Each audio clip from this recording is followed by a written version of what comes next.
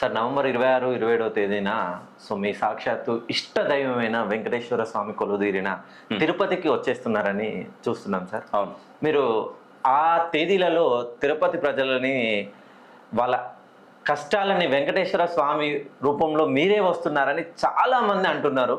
So ఇది ఎంతవరకు నిజం సార్? ఆ భగవంతుడి ఆశీస్సులు ప్రతి ఒక్కరికి ఉండాలి.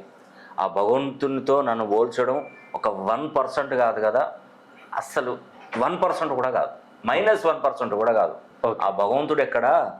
ఆ భగవంతునితో నన్ను పోల్చడం ఏంటి? అది కాదు. ఎందుకంటే ఆ స్వామివారి అనుగ్రహం ప్రతి ఒక్కరి కుటుంబంపై ఉండుగాక ఖచ్చితంగా.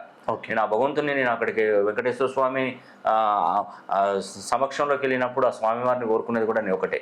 ఆ స్వామివారికి తెలుసు, నాకు తెలుసు. ఇప్పుడు మీకు ఓపెన్గా చెప్తున్నాను. Yes sir. ఇప్పటి వరకు అయితే నా దగ్గరికి ఎవరైతే నా దగ్గరికి కరెక్షన్స్ తీసుకొని వచ్చారో వారి ప్రతి ఒక్క కుటుంబాన్ని బాగుపరిచే బాధ్యత ఆ స్వామివారి పైన వేశారు. ఆ స్వామివారి అనుగ్రహం కల్పించాలి.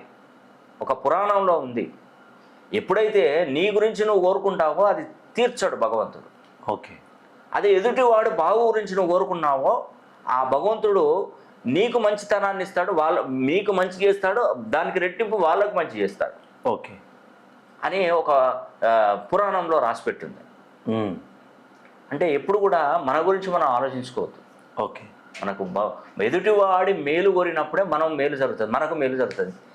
సర్వే జన సుఖినో భవంతని ఎందుకు వచ్చిందని వర్డ్? ఎదుటివాడు బాగుండాలని కోరుకోవాలి. ఎదుటివాడు బాగుండాలి, అందరూ బాగుంటేనే దాంట్లో మనం కూడా ఉంటాం. Yes sir. అది నా కాన్సెప్ట్ అది. అందుకే నేను ఎప్పుడు కూడా ఎవరైనా నా దగ్గరకు వస్తే కరెక్షన్ అనేది 100% మంచి జెన్యూన్ కరెక్షన్ ఇస్తాను. శాస్త్రంలో ఉన్నట్టుగా చెప్తాను.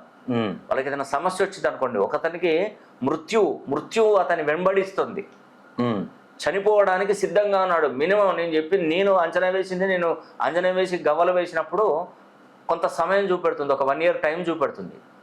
1 yearలో అతనికి ఏదో ప్రాణగండం రాబోతుంది. నేను అతనికి చెప్పాను, ఇమ్మీడియట్లీగా నేను చెప్పినట్టు చేసుకో అని చెప్పేసి కొన్ని పరిహారాలు చెప్పాను అతనికి.